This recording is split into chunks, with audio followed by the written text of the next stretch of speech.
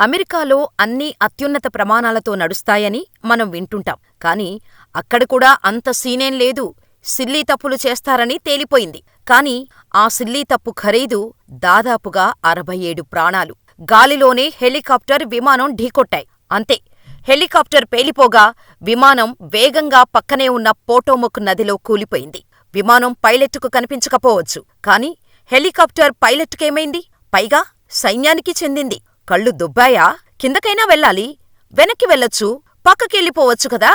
ఇదేం ప్రమాదమని ట్రంప్ అందరి ముందే చిరాకుపడ్డారు. 64 మంది ప్రాణాలు తీశారని సైన్యానికి చెందిన చాపర్ పైలట్టుపై ఆగ్రహం వ్యక్తం చేశారాయన.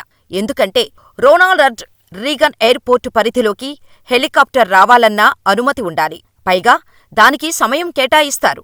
నిర్దిష్టమైన ఎత్తులో రావాలి. కానీ ఏదో రోడ్డుమీద 2 బైకులు ఢీకొట్టినట్టు ఏకంగా విమానం ల్యాండ్ అవుతుంటే మరీ ఎదురొచ్చి ఢీకొట్టింది హెలికాప్టర్. దీంతో ఒక్కసారిగా క్షణంలోనే 64 మంది ప్రాణాలు పోయాయనే వార్తలు వచ్చాయి. అయితే ఒకరిద్దరు ప్రమాదం నుంచి బయటపడ్డా కూడా గడ్డకట్టే చలి వారిని తట్టుకోలేకుండా చేసింది. ఈ ప్రమాదంలో విచిత్రమేంటంటే హెలికాప్టర్ నడుపుతున్న పైలట్ విమానాన్ని గుర్తించాడు. పైగా ల్యాండింగుకు వస్తున్న విమానం గురించి ఎయిర్ ట్రాఫిక్ కంట్రోల్ రూముతో మాట్లాడాడు. నాకు ప్యాసింజర్ విమానం కనిపిస్తోంది, నాకు విజువల్ ప్రత్యేకంగా చూపించండని. అయితే ఇక్కడే తప్పు జరిగినట్టు తెలుస్తోంది. ప్యాసింజర్ వెనక్కిపోతుందనే మాట ఫ్లైట్ కంట్రోలర్ చెప్పినట్టుగా ఉంది. కాని వెనక్కి ఎలా వెళ్తుంది? ఆల్రెడీ ల్యాండింగుకు అనుమతి వచ్చింది, వేగంగా కిందకు వస్తోంది. ఈ చర్చ జరిగిన 12వ సెకనుకు కంట్రోల్ దగ్గరే గాలిలోనే హెలికాప్టర్ వేగంగా వచ్చి విమానాన్ని ఢీకొట్టడంతో పేలిపోయింది. అంతే, ఒక్కసారిగా అందరూ షాకయ్యారు.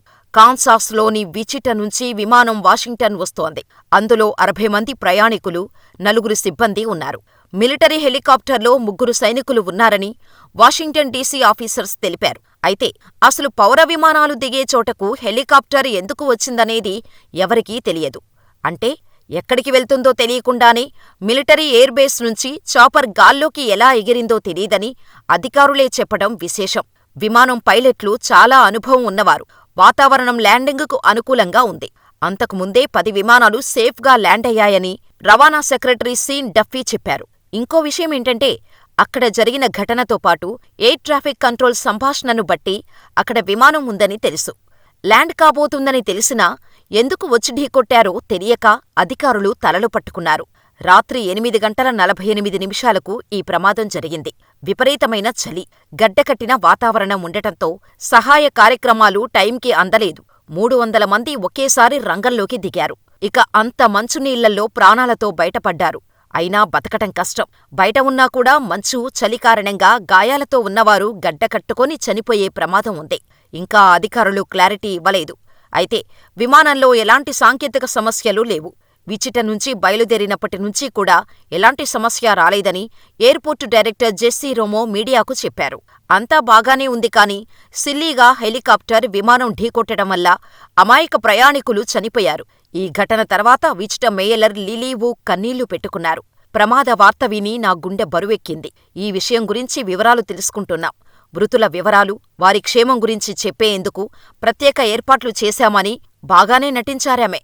కానీ ప్రమాదం జరగకముందు నివారణా చర్యలు ఎందుకు తీసుకోలేదో ఎవరికీ అంతుచిక్కని ప్రశ్న.